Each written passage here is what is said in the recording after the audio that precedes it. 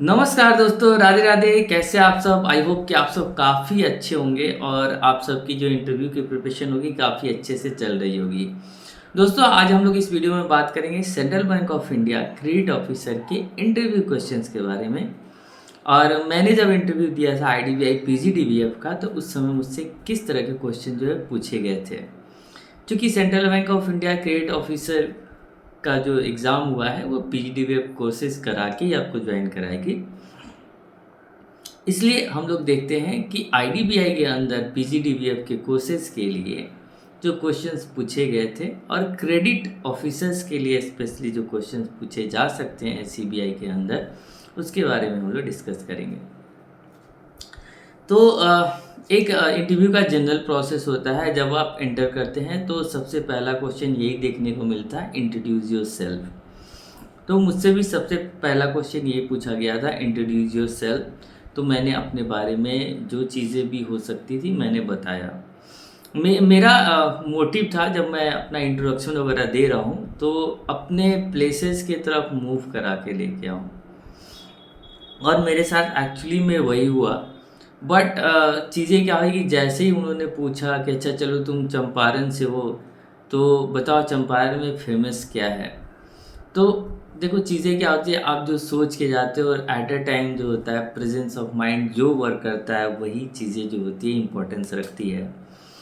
मेरे साथ क्या हुआ, जैसे ही उन्होंने पूछा चंपारण में फेमस क्या है, मैंने बोल दिया चंपारण मीट, है ना, जो मतलब है ना नॉनवेज बनता है चंपारण में फेमस है, वो चीज़ मैंने उसके बारे में बोल दिया।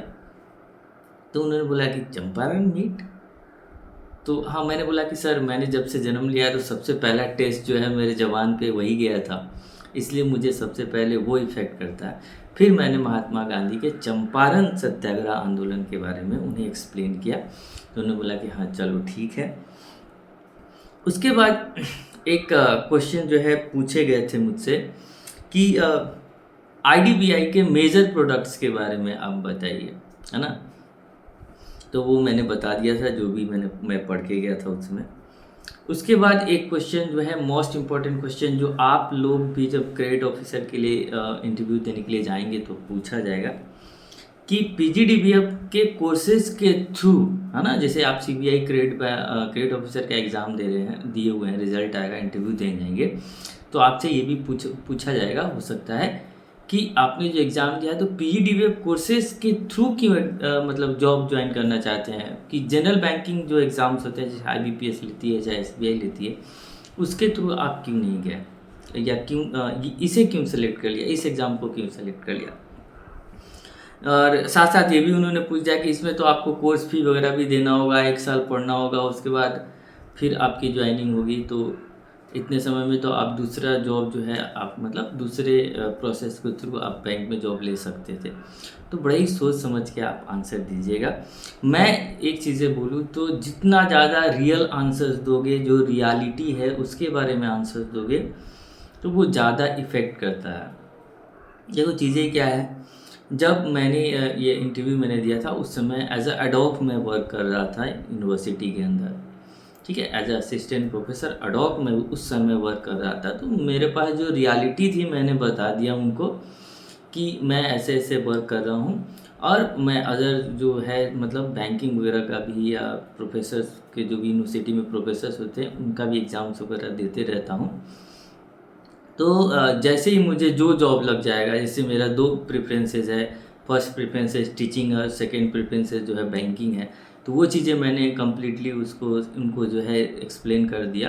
तो बोले कि चलो ठीक है। तो फिर उन्होंने बोला कि टीचिंग में क्यों नहीं, मतलब क्या अपना जो तुम्हारा मतलब जो सारी डिग्री वगैरह है या फिर नेट जेआरएफ वगैरह क्वालिफ़ाई कर रहे हो तो उसी में क्यों नहीं जा रहे हो। तो मैंने बोला कि सर मेरा प्रयास उधर भी है और इधर भी है, मेरा 2 बेस्ट चॉइसेस हैं जॉब एरियाज़ के, और जिसमें मैं चला जाऊँगा तो उसे मैं ज्वाइन कर लूँगा। तो बोला चलो ठीक है। इतने क्वेश्चंस पूछे गए। उसके बाद एक क्वेश्चन पूछा गया कि आईडीबीआई बैंक के सब्सिडरीज़ कौन-कौन से हैं वो बता दीजिए। तो उसके बारे में मैंने आप बता दिया, ठीक है। उसके बाद एक क्वेश्चंस पूछे गए जो क्रेडिट ऑफिसर्स के इंटरव्यू में डेफ़िनेटली मुझे ऐसा लगता है पूछे जाएँगे, कि एसेट्स और लायबिलिटीज़ क्या है, उस टर्म को एक्सप्लेन कर दूँ। तो एसेट्स और लायबिलिटी, क्योंकि देखिए लायबिलिटीज़ बहुत इंपॉर्टेंस रखता है, क्योंकि आप क्रेडिट ऑफिसर बनने जाएंगे और लायबिलिटीज़ का टर्म ही है क्रेडिट मतलब लायबिलिटी, लायबिलिटीज़ मतलब क्रेडिट। ठीक है, तो वो चीज़ें आपसे मुझे ऐसा लगता है डेफिनेटली पूछे जाएंगे, तो ये ज़रूर आप प्रिपेयर करके जाएंगे। एसेट्स और लायबिलिटीज़ में डिफरेंसेस अगर आप मतलब पढ़ लें क्या होता है और डिफरेंसेस क्या है, तो और भी अच्छा होगा आपके लिए। उसके बाद उसके साथ साथ मैं जब एक्सप्लेन कर दिया था इसे, तो उन्होंने साथ में एक क्वेश्चन पूछा था कि फाइनेंशियल एसेट्स क्या होते हैं। क्योंकि आप जब बैंक में जाएँ काम करेंगे तो फाइनेंशियल एसेट्स के साथ ही आपका जो होगा मतलब कनेक्टिविटी रहेगी, मतलब उसी पे आपको वर्क करना है। तो उन्होंने तुरंत ही एक क्वेश्चन मुझसे पूछ दिया कि फाइनेंशियल एसेट्स क्या है, तो उसको मैंने बताया था। और उसके बाद जब ये चीज़ें मैंने बता दी थी, तो उसके बाद उन्होंने पूछा था कि फाइनेंशियल रेशियो क्या है। फाइनेंशियल रेशियो के बारे में बताइए, आप क्या समझते हैं फाइनेंशियल रेशियो के बारे में, मतलब अच्छे तरीके से एक्सप्लेन कीजिए, इसको समझाइए। तो वो चीज़ें मैंने बता दिया था। और साथ साथ उन्होंने पूछा था कि चलिए इसके अंदर डेब्ट इक्विटी रेशियोज़ क्या है, तो वो चीज़ें मैंने उनको एक्सप्लेन कर दिया था। तो ये छोटे छोटे टर्म्स जो हैं, जो एक मेजर रोल प्ले करते हैं as a credit officer banking के अंदर, तो वो चीज़ें डेफिनेटली आप पढ़ के जाएंगे। फाइनेंशियल रेशियो हो गया, डेब्ट इक्विटी रेशियो हो गया, ये सब चीज़ें आप ज़रूर पढ़ के जाएंगे। उसके बाद एक क्वेश्चन मुझसे पूछा गया था कि क्रेडिट रेटिंग क्या है। क्रेडिट रेटिंग क्या है, तो वो चीज़ों को मैंने एक्सप्लेन किया था। तो आप क्रेडिट टर्म से जितने क्रेडिट से रिलेटेड जितने भी टर्म्स आपको मिल रहे हैं, जिस बुक को आप प्रिफर किए हैं, नोट्स को आप प्रिफर किए हैं, या यूट्यूब पे आप देख रहे हैं, या गूगल पे आप सर्च कर रहे हैं, तो क्रेडिट से रिलेटेड जो भी टर्म्स आपको दिखाई दे, उस टर्म्स को आप डेफिनेटली एक बार प्रिपेयर करके चले जाइएगा। देखिए मैं एक चीज़ कह रहा हूँ कि बहुत जगह आप देख रहे होंगे कि टेक्निकल हैंडलिंग क्वेश्चंस वगैरह पूछे जाते हैं। देखो अगर मैं पीएनबी क्रेडिट ऑफिसर के बारे में बात करूँ ना, तो वहाँ पे ये चीज़ें पूछे जा सकते हैं और पूछे जाएंगे भी। But central bank of India credit officer की बात करूँ, तो ये situational based technical based question जो है कम ही, मतलब ना के मात्र ही पूछे जाएंगे भाई, मैं आपको कंफर्म कर दे रहा हूँ।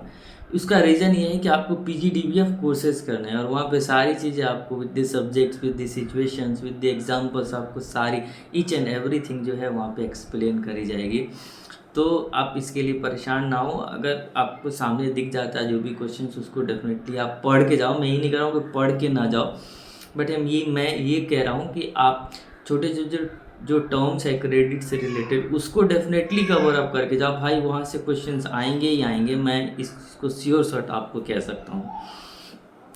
उसके बाद एक क्वेश्चन पूछे गए थे मुझसे, 5 C's ऑफ क्रेडिट क्या है। तो एक बार आप डेफिनेटली देख के जाए भाई 5 C's ऑफ क्रेडिट। और ये भी हो सकता है कि 5 C's ऑफ क्रेडिट के साथ आपको जो है इसको एक्सप्लेन करने के लिए बोल दे, या बोल दे जैसे मुझसे पूछ दिया था 5 C's ऑफ क्रेडिट, इसमें मोस्ट इम्पॉर्टेंट कौन सा है, मोस्ट इम्पॉर्टेंट कौन सा है ये बता दो, और क्यों है ये बता दो। तो ये चीज़ें आप एक बार प्रिपेयर करके ज़रूर जाएंगे। उसके बाद एक क्वेश्चन मुझसे पूछा गया था कि वर्किंग कैपिटल क्या है ना, वर्किंग कैपिटल क्या है। तो वर्किंग कैपिटल मैंने बता दिया था, लेकिन मैं आप लोग के लिए ये चीज़ कह रहा हूँ कि वर्किंग कैपिटल और फिक्स कैपिटल दोनों चीज़ें पढ़ के जाएंगे, और दोनों के बीच में डिफरेंसेस भी एक बार जरूर पढ़ के जाएंगे कि वर्किंग कैपिटल और फिक्स कैपिटल के बीच में डिफरेंसेस क्या है। और जैसे फिक्स एसेट्स क्या है, उसके एग्जाम कौन कौन से होते हैं, एग्जाम्पल्स बताइए फिक्स एसेट्स क्या है। उसके बाद एक टर्म मोस्ट इम्पॉर्टेंट जो टर्म्स है मैं यहाँ पे मिस कर गया, डेप्रिसिएशन आप जरूर पढ़ के जाएंगे। डेप्रिसिएशन पे एक क्वेश्चन मुझसे पूछा जाता है, डेप्रिसिएशन क्या है और उसको कैसे कैलकुलेट किया जाता है। तो ये चीज़ें आप देख लो, जैसे कोई एग्जांपल ले सकते हो, 1 लाख का एसेट्स है, उस पर 10% डेप्रिसिएशन लग रहा है 2 साल के लिए, तो वो चीज़ें माइंड के अंदर रख लो कितना डाउन हो जाएगा। तो वो चीज़ें ध्यान में रख लो, एक एग्जांपल बता सकते हो डेप्रिसिएशन के ऊपर। और फिर एक क्वेश्चन जो पूछे गए थे मुझसे, मतलब एक्सपीरियंस रिलेटेड कि कोई एक्सपीरियंस है क्या आपके पास पहले से सेल्स का। तो मैंने फॉर्म में तो कोई एक्सपीरियंस नहीं दिया था, और जितना भी मेरा एक्सपीरियंस है वो टीचिंग का ही था। मतलब कोई ऐसे मतलब गवर्नमेंट का तो कोई मतलब रेगुलर में कोई एक्सपीरियंस उस समय मेरे पास नहीं था, तो मैंने नहीं डाला था। ठीक है, मैंने बोला क्यों इतना झंझट लेने जाएँ, फिर एडोब पे हूँ तो पूरा एक्सपीरियंस बनवाना पड़ेगा, तो काफ़ी परेशानी होती है। एडोब पे जब होते हैं यूनिवर्सिटीज़ के अंदर एक्सपीरियंस बनाने में काफ़ी परेशानी होती है। वो सिर्फ एक लेटर इशू करते हैं कि फलाना फलाना जो है Sumit Sardesai is working as a Adobe as a assistant professor on Adobe in फलाना फलाना डिपार्टमेंट, ये चीज़ें सिर्फ मेंशन रहती है और कुछ उसके अंदर मेंशन नहीं रहता। तो एक्सपीरियंस लेटर प्रोवाइड करना मेरे लिए क्या था, बहुत डिफ़िकल्ट था, इसलिए मैंने मेंशन नहीं किया था। बट हाँ, जब मैं अपना एमबीए कंप्लीट किया था, जब मैंने अपना एमबीए कंप्लीट किया था, तो उस समय मैंने सेल्स का कुछ काम किया था, सेल्स एंड प्रमोशंस का काम किया था सैमसंग के अंदर, दिल्ली एनसीआर में। तो वो चीज़ें मैंने बताया था कि हाँ, ये मेरे पास जो है एक्सपीरियंस है, तो कैसे कैसे काम करते थे। तो चूँकि मेरा सेल्स प्रमोशन का था, तो मैंने सेल्स प्रमोशंस के बारे में बता दिया। सेल्स एंड प्रमोशन, सिर्फ सेल्स का नहीं था, सेल्स एंड प्रमोशंस का वर्क था, तो मैंने वो चीज़ें उनको बता दी थी, अच्छे से एक्सप्लेन कर दिया था, तो वो चीज़ें हो गई थी। ठीक है, एक लास्ट क्वेश्चन मुझसे पूछा गया था कि कॉन्फ्लिक्ट एंड डिसएग्रीमेंट को कैसे हैंडल करोगे। मतलब आप किसी ऑर्गेनाइजेशन में काम करते हो और वहाँ पे किसी भी तरह का, जैसे एम्प्लॉयज़ के बीच में कॉन्फ्लिक्ट्स हो जाता है या आपसे कोई एम्प्लॉय डिसएग्री करता है, तो इस तरह के चीज़ों को कैसे आप मेंटेन करेंगे। ये बेसिक टर्म्स हैं। देखो, ये आपको वैसे आप बोले सिचुएशनल बेस्ड नहीं पढ़ने के लिए, और एक क्वेश्चन आपने बता दिया, आपसे भी पूछा गया था। देखो दोस्तों, ये जनरल फेनोमेनन है। आप पढ़ाई भी, जैसे कोर्स भी करने जाओगे, तो वहाँ पर भी कॉन्फ्लिक्ट्स हो सकते हैं। आप वहाँ पे ही मान के चलो इफ़ेक्टिव कम्युनिकेशन प्रेजेंटेशंस दोगे, डेली टॉपिक पे कुछ ना कुछ, अगर आपका कम्युनिकेशन स्किल्स इंप्रूव करने के लिए चीज़ें की जाएगी, प्रेजेंटेशन की जाएगी, तो वहाँ भी कोई ना कोई आपसे अग्री हो सकता है। तो ये एक जनरल क्वेश्चन है, ये ज़रूरी है कि सिचुएशनल क्वेश्चन ही है, लेकिन आप इसको बता सकते हो कि किस तरीके से अगर आप कॉन्फ्लिक्ट्स आते हैं या डिसएग्रीमेंट आते हैं, तो आप किस तरीके से उस चीज़ को हैंडल करोगे। तो इतने सारे क्वेश्चन जो है मुझसे एक्चुअली पूछे गए थे। ठीक है, और कुछ क्वेश्चंस मैं आपको बता देता हूँ, जैसे आपको ध्यान में रखना है। ठीक है, टैक्स रिजाइम क्या होता है, वो चीज़ें आप पढ़ के जा सकते हैं। मनी सप्लाई इन इंडिया, ये मोस्ट इम्पॉर्टेंट आप लिख लो भाई, most important money supply in India, है ना। क्योंकि आप देखो, मनी सप्लाई ही सबसे ज़्यादा इम्पोर्टेंट रोल प्ले करती है जब आप फिनेंशियल एंड इकोनॉमिक नॉलेज की बात करती है। सारे क्वेश्चंस किधर से आएंगे, फाइनेंशियल एंड इकोनॉमिक नॉलेज की तरफ से। तो फाइनेंशियल क्वेश्चन भी पूछ जाएंगे और इकोनॉमिक से भी आपसे क्वेश्चन पूछे जाएंगे। इकोनॉमिकल नॉलेज आपके पास है या नहीं है, वो चीज़ें पूछे जाएंगे। उसके बाद एक क्वेश्चन पूछा जा सकता है, फंड बेस्ड क्रेडिट क्या है और non fund based credit facilities क्या है। तो क्रेडिट फैसिलिटी, क्योंकि आप क्रेडिट ऑफिसर है, तो क्रेडिट को फैसिलिटेट्स आप करेंगे ही जनरल पब्लिक को, तो उसी से आपसे क्वेश्चन पूछ दिया कि फंड बेस्ड क्रेडिट क्या है और नॉन फंड बेस्ड क्रेडिट क्या है, फैसिलिटीज़ क्या है। इन दोनों चीज़ों का अच्छे तरीके से आप पढ़ जाएंगे। टर्म लोन्स क्या है, ये चीज़ें आप पढ़ सकते हैं कि आप पढ़ के जाइएगा टर्म्स लोन क्या है। उसके बाद एक चीज़ मैं बोलूँगा, जैसे मुझसे पूछा गया था मेजर प्रोडक्ट ऑफ आईडीबीआई, तो मैं आपको सजेस्ट करूँगा कि आप भी एक major product of CBI, central bank of India, एक बार आप पढ़ के जाएंगे।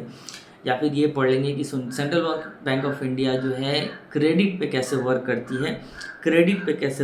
है, जैसे लोन क्रेडिट प्रोसेस क्या है सीबीआई का, सेंट्रल बैंक ऑफ इंडिया का, टाइप्स ऑफ लोन्स क्या होते हैं, टर्म लोन्स क्या हैं।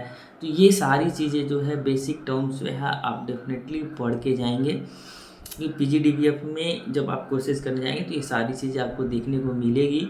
तो वो इंटरव्यू में क्या ही चेक करते हैं, आपका कॉन्फिडेंस और क्या आप मतलब एलिजिबल हैं कि नहीं इस पीजीडीबीएफ कोर्सेज को करने के लिए, और आफ्टर कंप्लीटिंग योर कोर्सेज आप एलिजिबल हैं या नहीं, वो तो रिज़ल्ट आपका बताएगा। आपका सारा कोर्सेज का जो भी प्रोग्रेस होगा वो चीज़ें बताएगी कि आप as a credit officer work करने लायक हैं या नहीं हैं। तो वहाँ पे जो चीज़ें होगी आपकी ज्वाइनिंग की बात चलेगी। एक टॉपिक और आप ज़रूर पढ़ लेंगे स्टॉक मार्केट के बारे में, कि स्टॉक मार्केट क्या है और ये कैसे वर्क करता है। आज के समय में काफ़ी पॉपुलर है स्टॉक मार्केट वगैरह, तो एक बार ज़रूर से ज़रूर पढ़ के जाइएगा स्टॉक मार्केट के बारे में, क्योंकि स्टॉक मार्केट का डायरेक्ट कनेक्शन जो है क्रेडिट टर्म से देखने को मिलता है, इसलिए पूछा जा सकता है। तो ये चीज़ें थी मेरा एक्सपीरियंस और जो क्वेश्चन थे फाइनेंशियल इकोनॉमिकल। अब कुछ चीज़ें जो है आपका जैसे अदर पोटेंशियल क्वेश्चंस में आपका ग्रेजुएशन में कुछ गैप है, ग्रेजुएशन और मास्टर्स के बीच में कोई गैप है, या ग्रेजुएशन के बाद काफ़ी लंबे समय से आप प्रिपरेशन कर रहे हैं, इस बीच में गैप है, तो इस बीच में पूछा जा सकता है क्या कर रहे हैं आप अभी, है ना।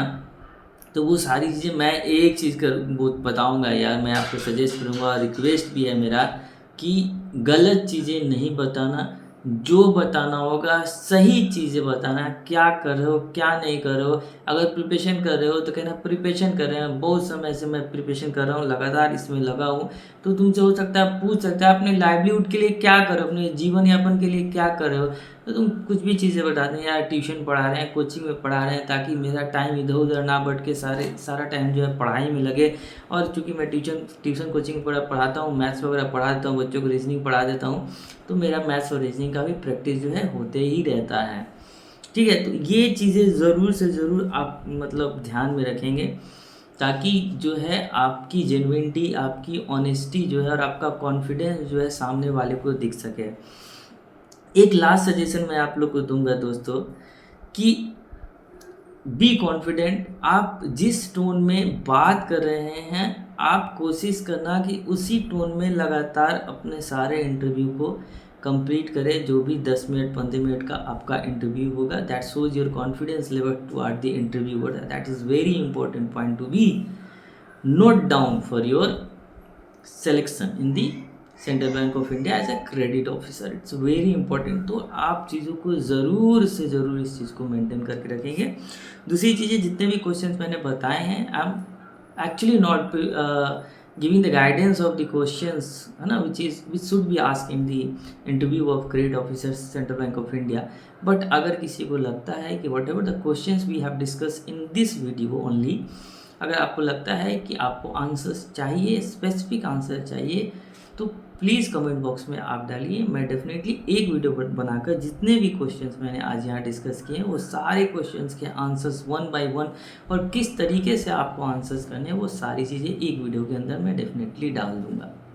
ठीक है दोस्तों, तो अब लास्ट में मैं यही बोलूँगा कि अगर आप मेरे चैनल पे नए हैं और अभी तक आपने मेरे चैनल को सब्सक्राइब नहीं किया है, तो सब्सक्राइब कर दीजिए, लाइक कर दीजिए, शेयर कर दीजिए। जब तक के लिए धन्यवाद।